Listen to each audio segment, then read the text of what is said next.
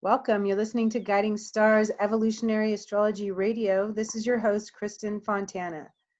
I'm here today with Deva Green as we continue our tour through the zodiac or through the phases within the wheel of the archetypes Aries all the way through Pisces, looking at the phasal relationship between Jupiter and Mercury in your chart. This is called Finding Your Natural Voice. And we have reached the 8th station, the 8th phase, the final phase of this series, and it's been a wonderful journey with you, Deva. I want to welcome you back. Welcome back. Thank you.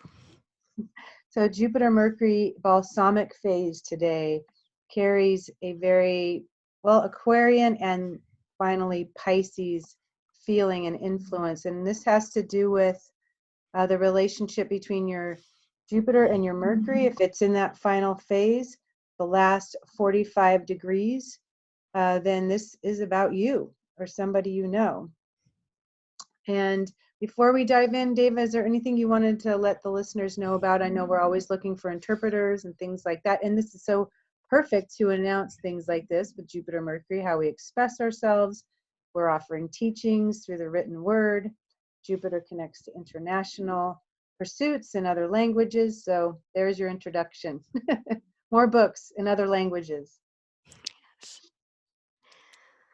No, Right, Deva? also, yes, exactly. We're always looking for So go ahead and interpreters. let just announce that if you would. Okay.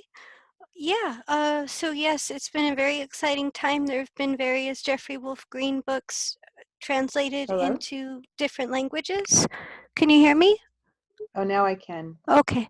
And we want to continue this process, of course. It's a great way to help the school and to learn evolutionary astrology as you do so. So if you're interested in translating any of the Jeffrey Wolf Green material, please email me and we'll go from there. And also, Wonderful. I would like to talk about a recently published book, Evolutionary Astrology. It's a compilation of a variety of my father's work compiled into one big book.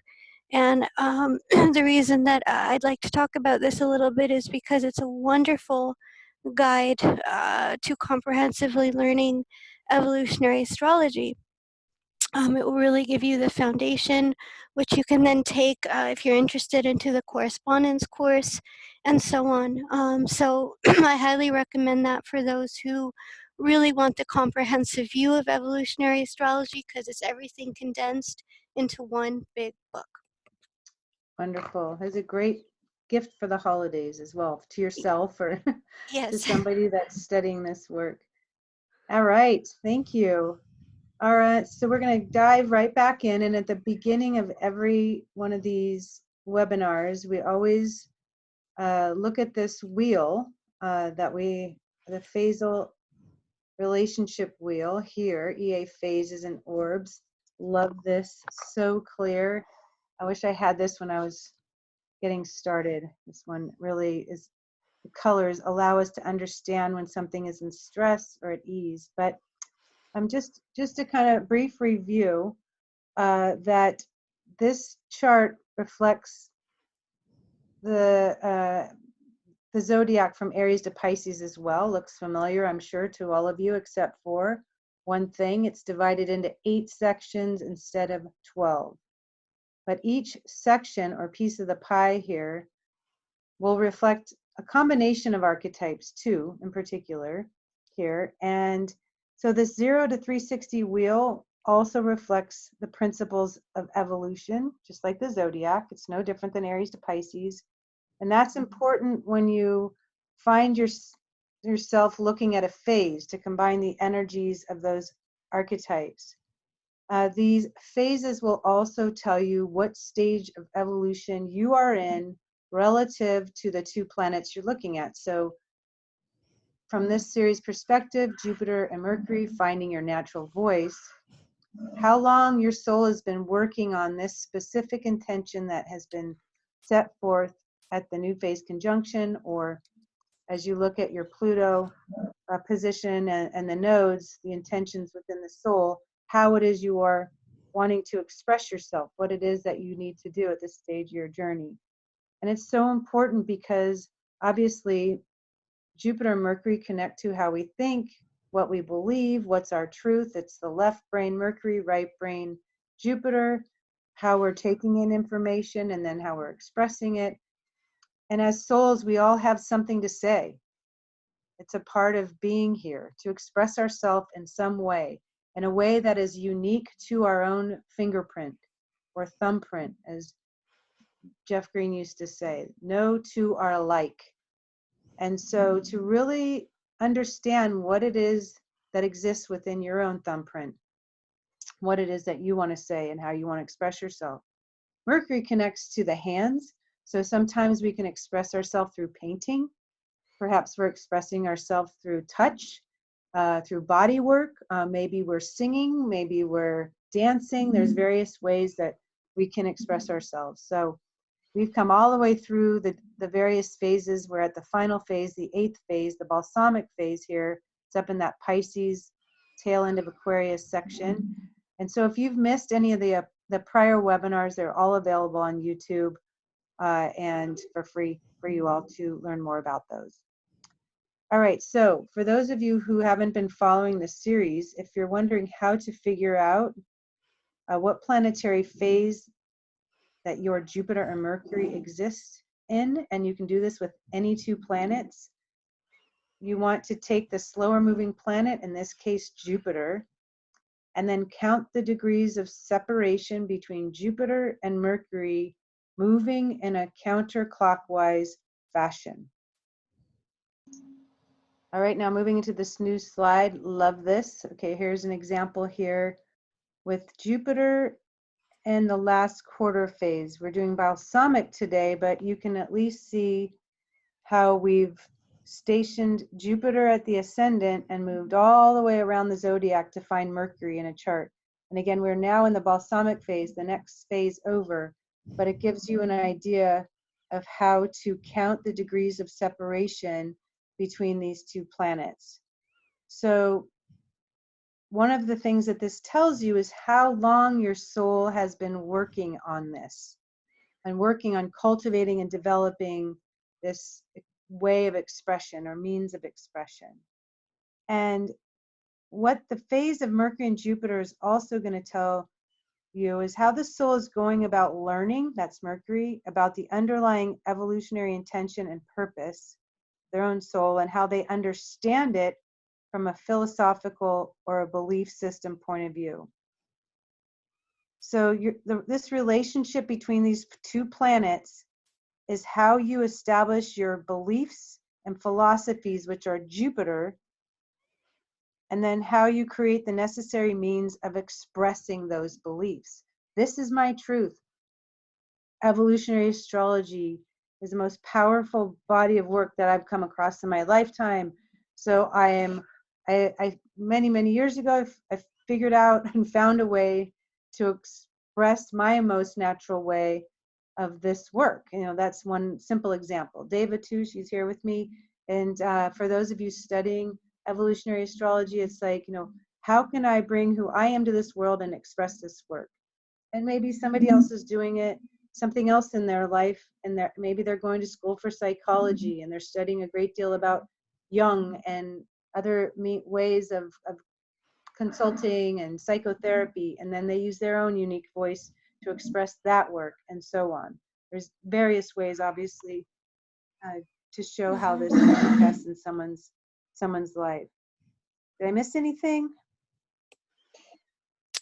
I would say that too, it's a way of expression relative to intuition, that sometimes we can, via the Jupiter function, that we can intuit things without really knowing how we know what we know, because it's that Jupiter function that tunes us into the natural laws of things, that tunes us into that inner knowledge of being part of creation, and like an inner knowing that there must be principles that explain creation. So looking at Jupiter Mercury, it can also be a way of communicating how we feel this connection to a larger truth, especially in the balsamic phase, but how we can communicate this feeling to something that is based upon, as you were saying, either a philosophical truth, but that's an alignment, or that's an expression of our feeling of connection. Mm-hmm. Um, it can become a way that we have to, one of the applications of Jupiter can be teaching. So it can be a way also that we facilitate our own, we can become our own inner teacher through the information that we collect, and also through means of expression depending on the Jupiter Mercury phase. So it's a way of tuning into a sense of intuitive knowledge that ultimately wants to be expressed through Mercury, and an expression of things that are again based upon the Jupiter principle of being connected to creation, and naturally feeling that there must be underlying principles that explain it.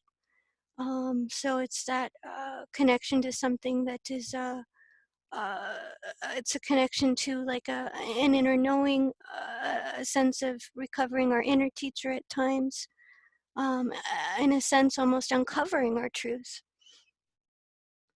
Excellent, and very, very true. And the Jupiter function, what I love so much about it is that we all have that energy accessible within us. We all have an intuition.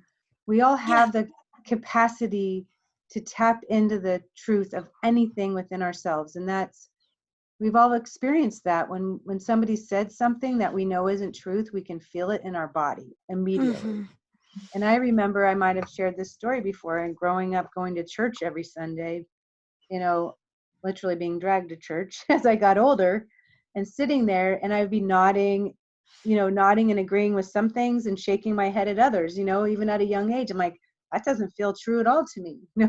And, nobody told me it wasn't true or it was true. It just felt it, taking in information and saying, does this feel natural to me?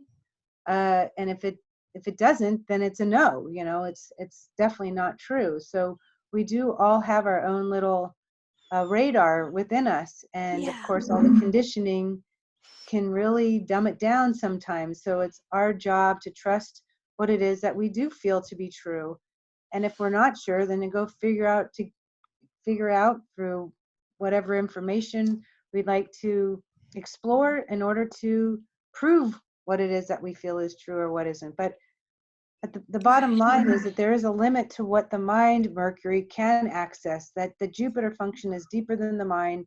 It Yeah. goes further than that. It's really a timeless teaching of natural laws that exist within us that the mind can access through that inner knowing, that channel.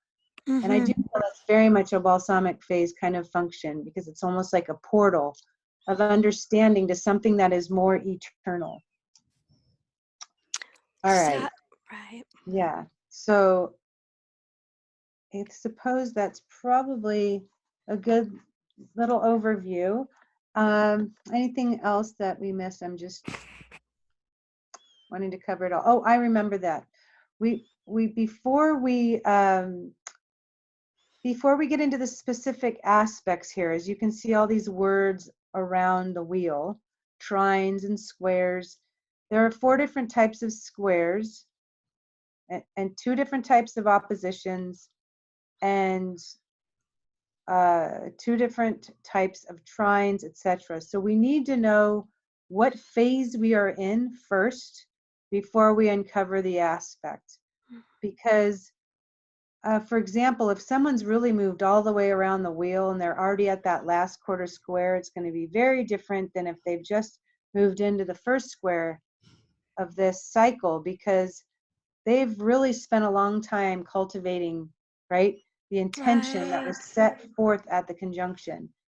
So remember too that the red areas of this wheel are more stressful aspects. The blue is more, there's greater ease of integration, as well as the white. But the blue is the most, I would say, promotional. There's a greater feeling of support within those aspects. The red areas are really a hard push. And, a stress point, it's literally like maybe the soul has had some resistance or fears and they're really getting pushed through this particular pass. And we are not going to be able to move into the next phase until we have fulfilled the intentions at whatever gate we find ourselves potentially to be in. So just a little bit of a review there. Okay, so being in the balsamic phase as well, this is a completion of an entire evolutionary cycle. And, at this phase, there can be an experience of disillusionment. It's really teaching the soul at this phase that ultimate meaning cannot be found through any external condition or person. Mm-hmm. I can also imagine somebody following a false teacher if there is some sort of tripping point at any particular point in time for this soul. There's such a natural innocence that comes with that Pisces influence, especially if it's deeper into the phase. They want to trust what somebody is saying to be true, and then they discover it's not. So there is this like, for example, maybe they put too much meaning into a person who they thought had all the answers. Just because, by the way, someone has Jupiter and Mercury doesn't mean that they are evolved, on every other level. They still could have that tendency to follow someone who they feel might be in alignment with their same beliefs and be colored by some of those teachings later to learn that they weren't true at all. So that could happen here. 75% of the population is in the consensus state. And so there are going to be people here that have this aspect. You don't have to be deep into the spiritual state to have this aspect. So it's something really important to remember. So it is an aspect too where the soul is learning to not only see people clearly, but take in whatever they're saying with a grain of salt at times, right? That could be a part of the lesson here.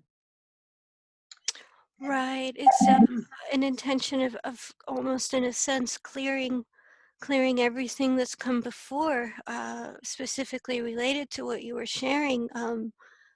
It can correlate to, as you were saying, disillusionment, loss of meaning relative to what was projected into it. So it's like it can be a very intense phase because it's a closing of an entire evolutionary chapter. So let's say if the soul has been either in situations where this has been a repeating pattern, the balsamic phase is going to make sure through necessity that the soul clears this completely. Otherwise, the next phase cannot start. So there can be a feeling of things unwinding, can be a feeling of sand coming from beneath the feet, because it's trying to clear, it's trying to bring to resolution energy that's been carried forward, spent all that time cultivating this purpose in order for a new chapter to happen. So very much what you were saying, you don't make the assumption that if you see a balsamic phase that the soul is always enlightened. It sure can be the case, and the soul can certainly be tuned in to like a universal energy. But there's also that clearing phase coming into alignment with actual reality, the Virgo polarity point, because it's very Neptunian. So there's a lot of energy around dissolving, around culminating, around coming into clarity, and releasing the things that the soul has ultimately projected too much meaning into. And sometimes it can be a realignment. I know for myself that sometimes it's reorienting to things, not giving it as much meaning as you did, or relating to it in a different way. That's kind of Taurian, but it makes a sextile to the second house, 12 second. So it's a sense of reorientating to what ultimately will bring ultimate reality, what's based on universal law, and what's based on delusions, or areas where the soul has projected too much meaning into it. So there's always going to be this sense of wanting to move forwards. That's the difficult part of this phase, because typically the soul, I'm done. I really, I can feel that new phase. I'm chomping at the bit. I want to get started. But that culminating phase is just that. It will make sure that you wrap up all the loose ends before that can happen. I remember that your dad, Jeff Green, said that this is a time when you want to pitch a tent within. Oh, You're tuning in for the answers. You're ultimately surrendering to the process of life. You're surrendering to everything outside of you for answers. yeah. And you're tuning in. You're inverting that focus, that energy. I mean, I remember him even saying once that even Jesus was disillusioned in his life because, obviously you put his soul into a human body and all that he had to endure at the end, a whole stellium of Pisces planets. I can't remember if he has Jupiter, Venus, Jupiter, Mercury, Balsamic, but even somebody as enlightened as that had to experience disillusionment because of what people were capable of. Just completely outrageous, of course, coming from a soul like his, that people do what people do to each other and what people want to make themselves believe in order to feel secure. Ugh. It happens at any stage of evolution. Another thing that makes me think of this Jupiter Mercury Balsamic is it's a wonderful teaching of Jesus or Christ, and even in the Bible it's still written in this way. It's just a matter of interpretation, but he says, when thine eye becomes single, the body becomes full of light. And so think about all the religious people in the world, that 75% of our consensus that are teaching that you have to go to an intermediary to experience God, whether you're going to a priest to confess your sins or you're praying to Mary or whatever else it is. Jesus actually taught that you can experience the Godhead within, just as Yogananda taught, etc. And so Jupiter, Mercury, Balsamic and in that quote from Jesus that still exists in the Bible, when thine eye becomes single, is about meditation. It's about the third eye. And so when you pitch a tent within and you tune in for answers, we're all wired to be able to have that experience. It just comes down to what you believe or what you know to be true and able to have that experience. It also comes down to desire and intention and determination, and how often are you doing what you're doing to try and experience something beyond this world and this realm. So I remember too, even sharing this with my mom when she was still alive, because of coming from such a conditioned upbringing herself and what she brought into our lives and taking us to church.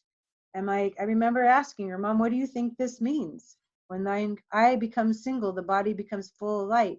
And that was a teaching moment that I had for her when she was, almost 80 years old before she passed. And so it's a signature that, again, that we have to understand in consensus, individuated, Right. and in the spiritual state. Jeffrey also taught that the planets forming this kind of conjunction, even we'll say at the very tail end of this phase, become the potential vehicles through which the universal, timeless, or the source can be consciously experienced or sensed. That can happen in the phase, but of course at a Jupiter Mercury Balsamic conjunction would be very powerful here. I think too, with the Jupiter Mercury Balsamic phase, what is very common for people that are on a spiritual path, or even somebody who's done expressing their life in some way and wants something new, there are all these loose threads that are just hanging in front of your face. Yeah. Right? And you can see through the loose threads, like into the next world of expression. Maybe you're like, I think from any human perspective, if you feel like you're kind of walking into the tail end of your physical life and you're already dreaming about the afterworld because your body's just done, it can be that same experience too. You're dreaming about what's to come, or you're so done with this life or these lessons in some way that you just want the next phase to happen already. Right. You're just reaching in into the other side. I'm ready, and yet there's these loose threads that still hang that you have to deal with. So it can be very difficult emotionally in this phase, especially when you're deeper into the phase. All right. Another thing I wanted to point out too, which can very much occur, I would say, especially at the semi-square, is, as you mentioned, Deva, the soul can really the soul can re-experience things over and over and over again. And it's like, why do I keep having to go through this? It keeps happening over and over. And so it's important to reflect upon the question, why? Why do you think this is reoccurring? What is it that I need to do to change this so it doesn't keep reoccurring? What can I do so this theme that keeps repeating can finally culminate? It can feel like a skip step in this phase because it keeps repeating, whether it's thinking about relationship dynamics that continue to happen. It's like, my gosh, I keep attracting the same kind of person, and this is always leading to heartbreak. I keep believing that when they tell me they love me, I keep believing them, and then they're gone, before long. They're gone after they get what they feel that they need. So it's those kinds of things that can be very disillusioning. People want to, in a very Pisces, dreamlike way, you want to believe that what they are saying is true. And so you're, putting your whole world on those words. And then your dream is built around those words. They told me they love me. They told me they would never leave me, that we would be together forever. And I remember too, hearing in the EA school that every time feels like the first time. So let's say that you've got this aspect and you've fallen for the famous words, I will love you forever. And even though you've fallen for those words and they've led to just incredible heartbreak, the next time it happens, you're falling for those words again. You just can't help but believe in the spirit of somebody else's potential. And so you fall for it. And then the heartbreak happens again. So there's something about, like you said, David, to change your orientation to it. Maybe you do the Virgo thing, the polarity here, and you take a step back, you have better boundaries. Yeah. You're looking at it with more discernment. You're taking in the words with more discernment. And maybe through the trine to Scorpio, you're like, prove it to me, baby. Right. Love me, And so anyway, it can be something that someone experiences through the words that they're hearing, and then how they take in those words, what those words mean to them, and the dream that they built around that. That becomes very difficult. And we'll see that in one of our examples today, right? I won't say who it is. But a certain songwriter, I'll just tell you that.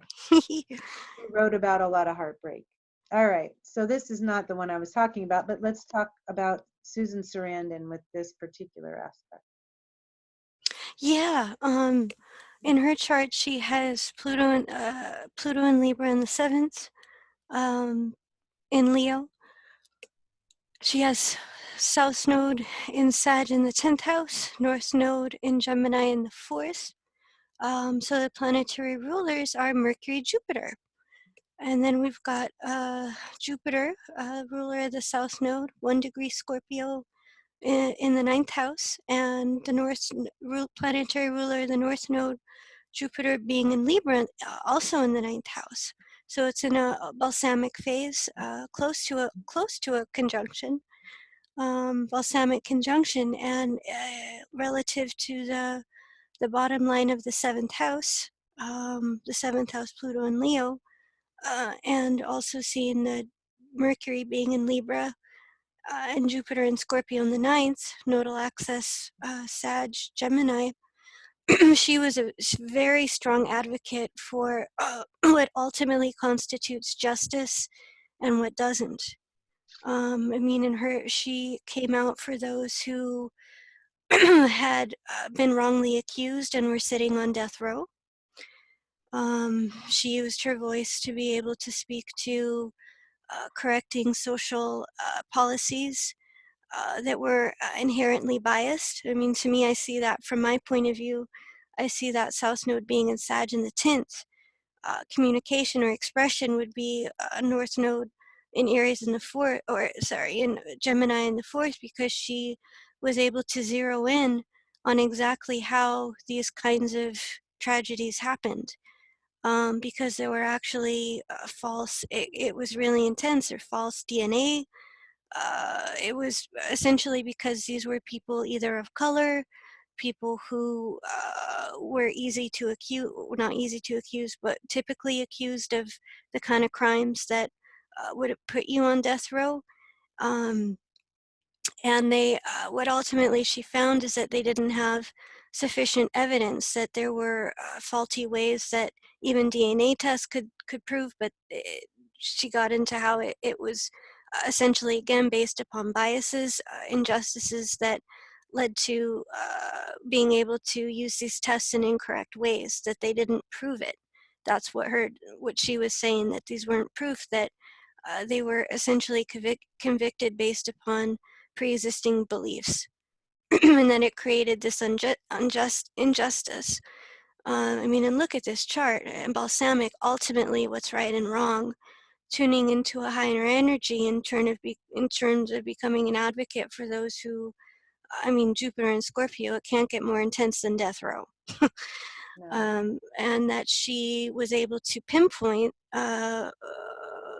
how these injustices happened. She didn't just advocate, she was able to really give examples of how this happened, how these things were happening, what we could do about it. She really encouraged everyone to get involved in this. I see that with the Jupiter or Mercury being in Libra, Pluto in Libra in the 7th, uh, Pluto in the 7th house. And you can see this in the kind of roles that she picked too. In terms of the 7th house, the orientation to giving, to trying to create justice where there's an injustice. Also, those who had been experienced disempowerment, Venus and Scorpio. One of my favorite ones was the client, where Oh, yeah. she's trying to serve this boy who accidentally stumbled upon a murder and becomes a target of people who want to cover it up. And she protects him. He hires her for $1. That is so adorable. I he remember that. Oh he my walks into her God. office and says, "I have no money, but I need your help," and it was done. Yeah. Yeah. And she's so I mean, in terms of this Jupiter Mercury balsamic phase, Libra Scorpio energy in the 9th, tuning into a higher truth, being able to communicate through advocating, and also through scenes, because see, or being able to communicate through, because the 12th house can be filmmaking, right? It can Mm-hmm. be movies, can be imagery. And so thinking of that balsamic phase, thinking of ultimate justice, and being able to communicate that, of course, through the roles that she plays, being an actress. But yeah, seeing how this, in terms of specifically how she'll express her natural voice, somebody who's able to access that balsamic phase relative to, and this is one of the beauties of the balsamic phase, if you tune into it the right way, it's turning a deep heartache into a healing, or turning the pain into a blessing. And this is all what her energy is about, is being able to turn a personal experience that she had with injustice and so on, and being able to ultimately heal it through a type of balsamic experience, linking it to a higher purpose, in order to heal, or in order to move away, or in order to heal from heartaches that she had also had. And with Libra Scorpio, again, advocating for those who had experienced injustice in a very intense way. So I don't remember in the movie, but was the boy who got pinned for the murders, was he a black boy? Do you Oh, remember? right. In the movie, Remembering? I'm thinking of, she's protecting a boy who they're coming after because they're trying to suppress, or they're trying to. He's a witness, and Right. Oh, okay. But And was so, he wasn't African American, right? no. Okay, now I remember that one. But I do see that sort of, I don't know if, the work that she's doing is to protect, because obviously they get blamed, the African Yes, American race. that is the heart of the work that she's doing. Yeah. Yes. So you Yeah. can see that when you think of skin color, you think of Capricorn skin, right? And the black race or African race is a Capricorn archetype, and she has that 29-degree Capricorn rising. The moon is sitting right on the ascendant, forming tremendous angles of stress and squaring her Mercury in Libra, which is balsamic to the Jupiter. Both those planets, Jupiter and Mercury, rulers of her nodes. And so here she is wanting to fight, or Jupiter Mars also wanting to fight for the victims, 12th house Yeah. moon here, um, who have been charged for something that they didn't do. So I love that, how it's showing up in her chart, and using her power, her platform, her voice to try and even the scales a bit. Yeah. Yeah, that was a great example, Deva. Thanks for that. Is that all on her? Unless you have anything to add. Nope, I love it. That was my addition. So Okay. wait, one more thing. I'll go back one quick. If you would, go back to Susan Sarandon, if you would. Oh, there we go. Thank you. So just when in EA, we look to the rulers of planets all the time. The moon in Capricorn, and then Capricorn rising. The chart is ruled by Saturn. So is the moon. Saturn is balsamic to her Pluto. Now we're looking at two other planets, the Faisel relationships between two other planets, Pluto and Saturn here. Saturn has gone all the way around the wheel and is closing into a conjunction here to show you another example of a balsamic conjunction. In this case, in the 7th house, and this is the house of justice or injustice. And it's restating this theme that we've seen that Davis spoke about with Jupiter and Mercury, balsamic, Mercury being in Libra in the 9th house of truth. What's true and what isn't true. And so I just wanted to restate that. You're going to see repeating themes in a chart. When you're looking at your Jupiter Mercury phase, it's not going to just be standing there alone, a standalone kind of signature. You weave it Right. into the story of the whole chart, the Pluto position. What aspects is Pluto making? Is there a square to the nodes, etc.? So I just wanted to take it a little bit further. All right, Thank you. next chart.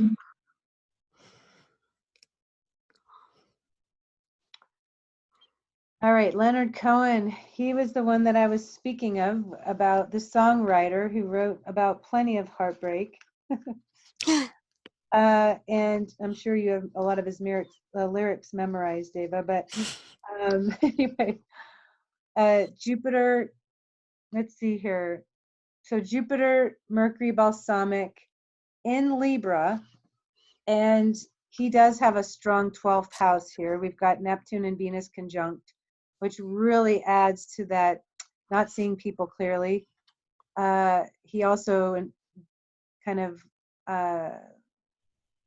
gave his, what do you say? Somebody hired somebody to take care of his money and lost, a great deal of it that way. Innocently, hiring somebody to take control over that, and I think he lost in most of his money because somebody kind of took that and ran with it. But so again, not seeing people clearly, there's this natural innocence there.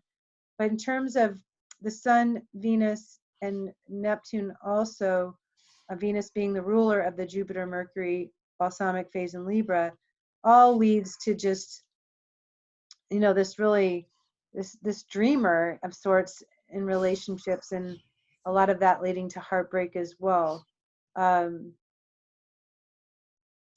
And so I wanted to add something that I had found. Oh, again, putting a Pisces moon on top of that, right?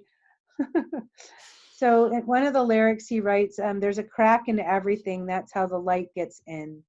And so the moon in Pisces in the 6th house reflects the crack, the thing that's faulty, broken. and what he had to learn through his own heartbreak and trusting in the wrong people, whether it was professionally or personally. That continued to be the case for him. And yet he would still write in another song that love is the only engine for survival, and still being in love with the idea of love, right? Yeah. So anyway, what do you see here, Deva? Yeah, exactly. That it's an essential theme of finding the light within the dark. That it's coming through his own experiences of heartache and disillusionment, and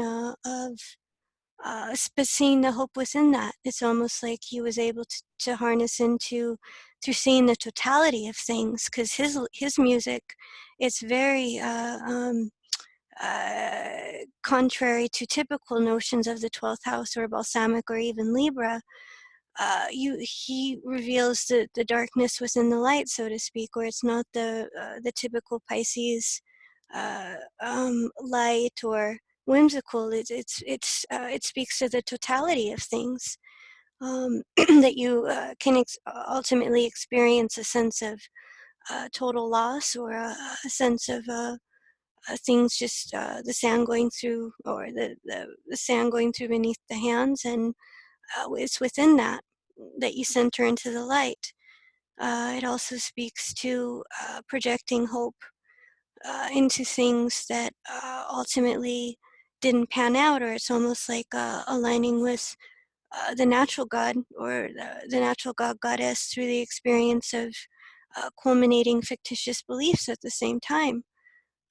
There's a deep feeling in here uh, of uh, being persecuted in the past, or of waiting.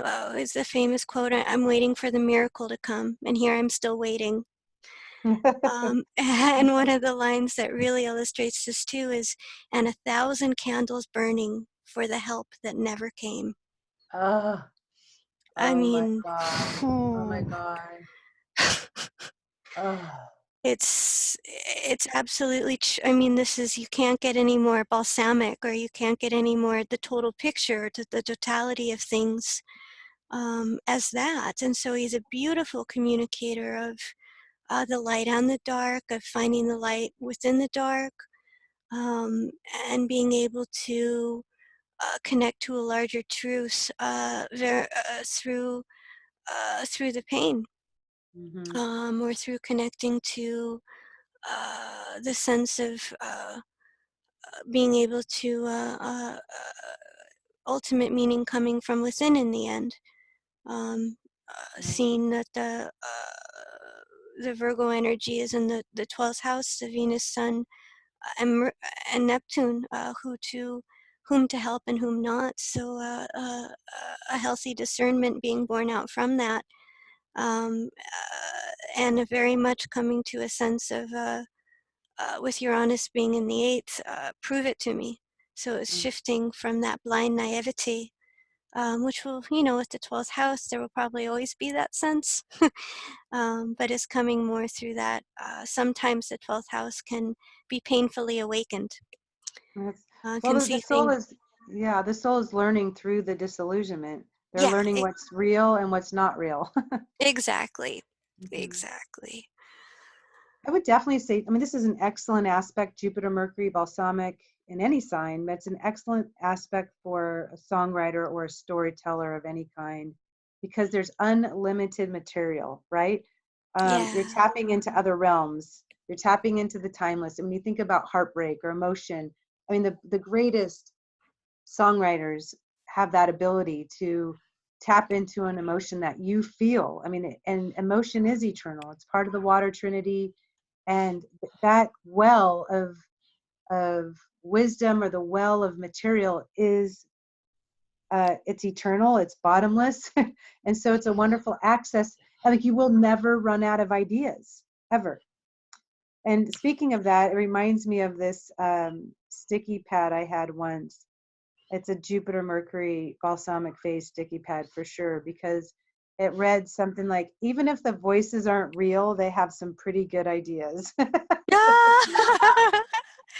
Even if those voices that I'm hearing in my head are not real, right? Even if the voices aren't real, they have some pretty good ideas. So real is relative in this particular phase.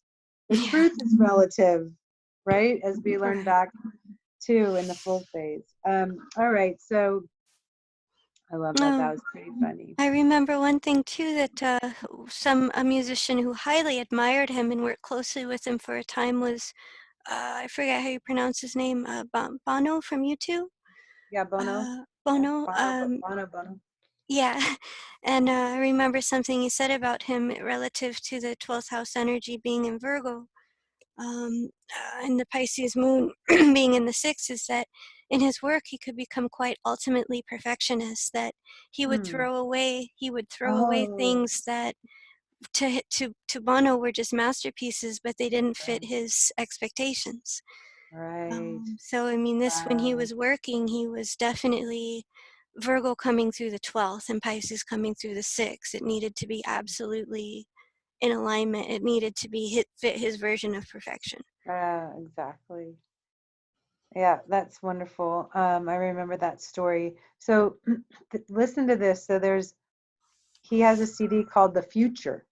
That's completely about wanting to finish this aspect. And a few of the songs on the CD that I wrote down were very Jupiter, Mercury, Balsamic. Uh, this is a conjunction. I mean, it's 8 degrees. That's pretty close. It's under 10. Is Waiting for a Miracle, Closing Time, Oh yes. Light as the Breeze, and Always. Isn't that perfect for a Jupiter, Mercury, Balsamic? This is definitely like a last call, final call, finish it up, clear the decks, you know, culminate it so you can start the process all over again, right? Right. Until we merge back with the ultimate teacher forever, you know. But just looking at this picture of him too, that Pluto in the 10th, it's so Pluto in the 10th. He looks so Capricorn standing there in that suit, Yeah. you know, but he's so Aquarian with that. He's so Aquarian, that Saturn retrograde in Aquarius. But from the outside, he's always got that suit just perfectly ironed and moon in the 6th, right? Everything is just to a T there. Anyway, all right, great example. Let's move on to the next one. Judy Blume. I definitely read all of her books when I was in 5th grade, I think it was. Maybe 4th. I'll let you take this one. Okay. Yeah. In her chart, she has Pluto in the 10th retrograde in Cancer. She has South Node in Gemini in the 6th house, ruled by Mercury in Aquarius, conjunct Jupiter. Um, and the North Node is then in Sagittarius in the 2nd house, uh, and the ruler of that being Jupiter in Aquarius, also in the 4th. So looking at this, her natal signature, that in terms of connecting to her authentic voice, it came through communicating very common themes, or themes that are universal, very known and familiar to us, seeing Jupiter, Mercury in the 4th, but in a really alternative way, or ways that were really different, that could provide a unique way of looking at these universal themes, or universal experiences.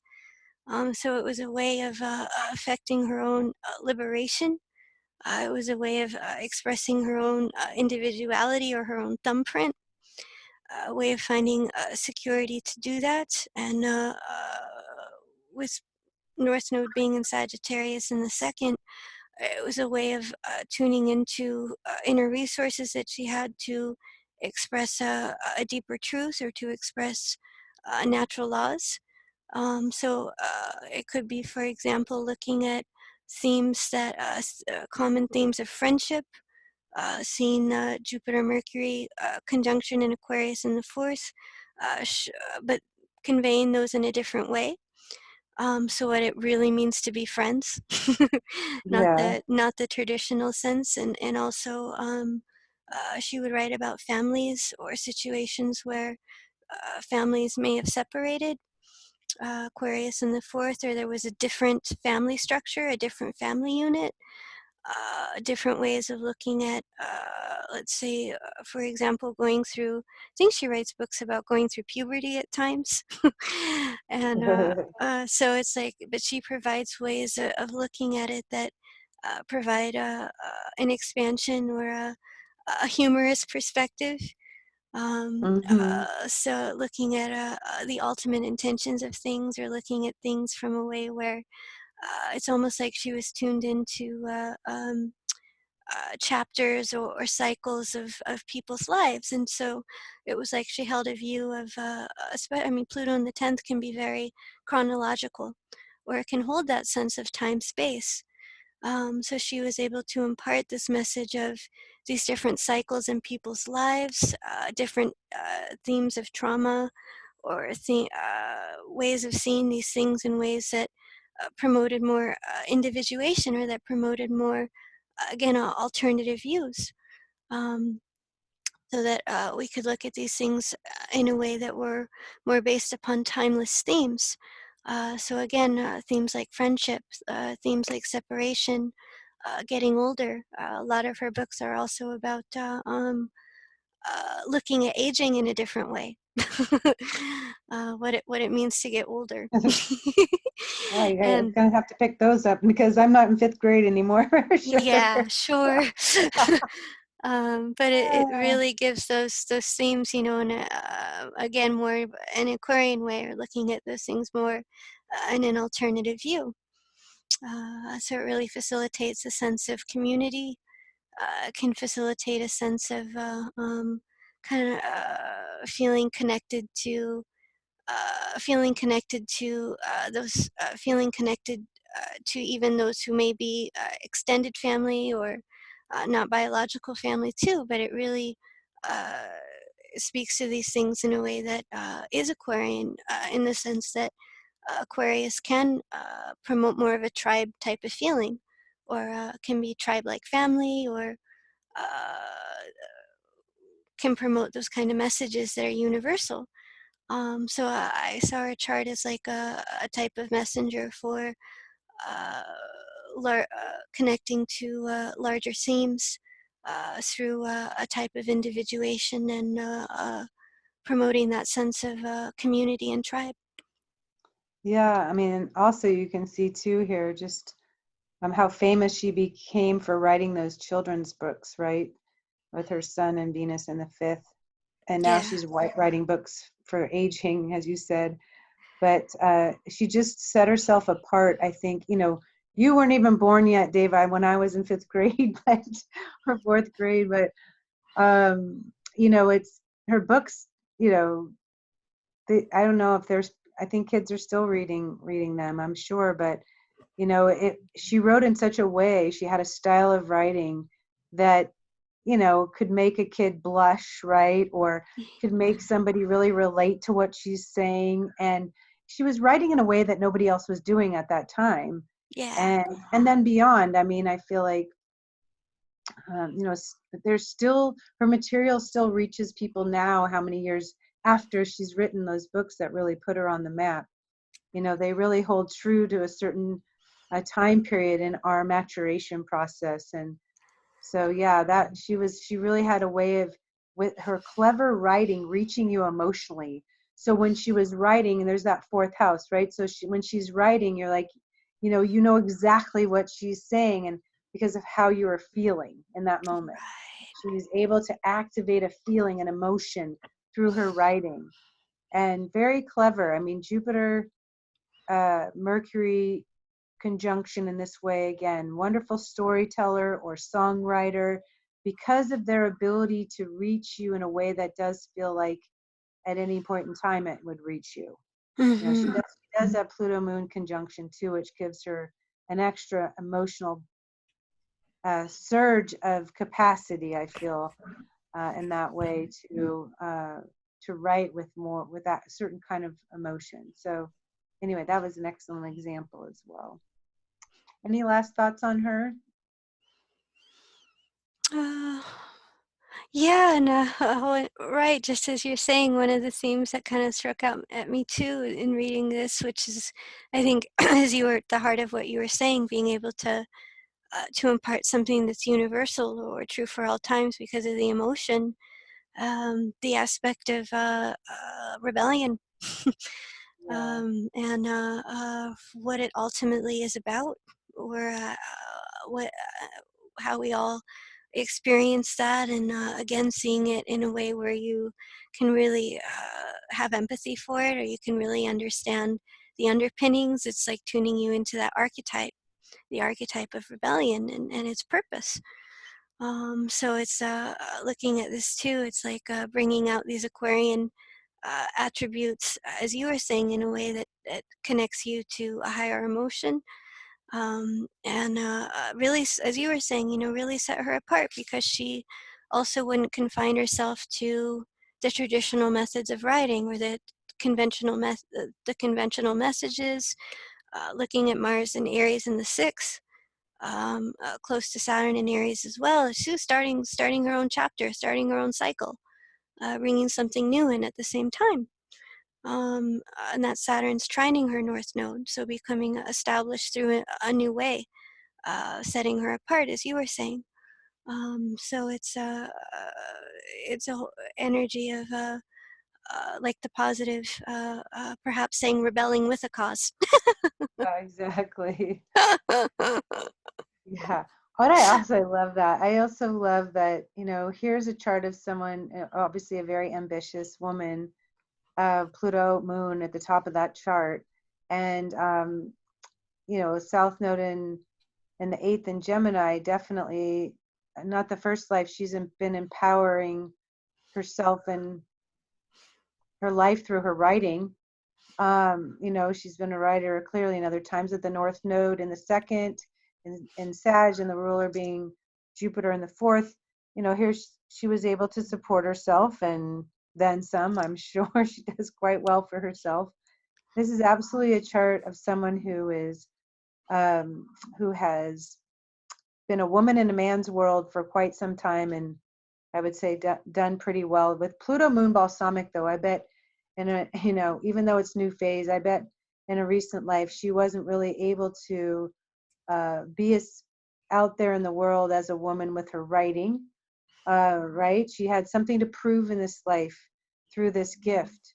If you think about, the last several hundred years, exactly, women have been taking a backseat to men for some time. And there's even some gender switch in this chart. So I'm sure she popped in as a man at a point so she could actually do what she wanted to do, Mm-hmm.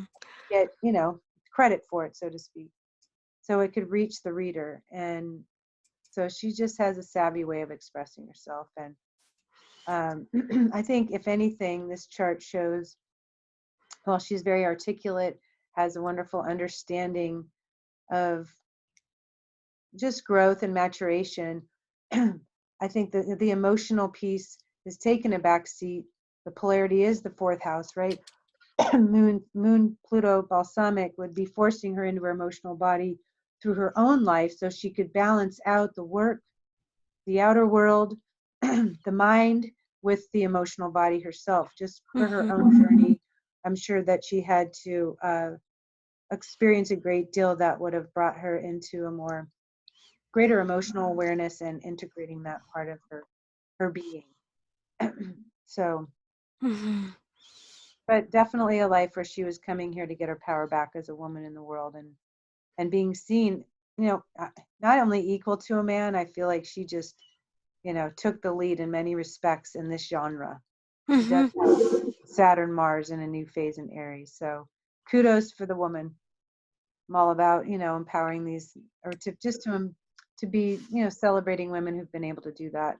I feel Right. like, in a world that hasn't always given them a fair shake and shot. So, not that men don't get fair shakes at times. I'm not trying to here be overly biased, but anyway, just another example of that. All right, great shot. here, chart at this stab, I should say, great stab at this chart.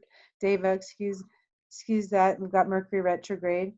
And so here it's interesting. Mercury's retrograde right now, and we're looking at a songwriter and a storyteller, and we've got Susan Sarandon, who is an actress expressing herself that way, and all souls that have really made a considerable dent in the way that they've expressed ours. Everybody knows who these people are, right? So great example. And any last thoughts before we close the show today? Specific to Jupiter, Mercury Balsamic, that it's those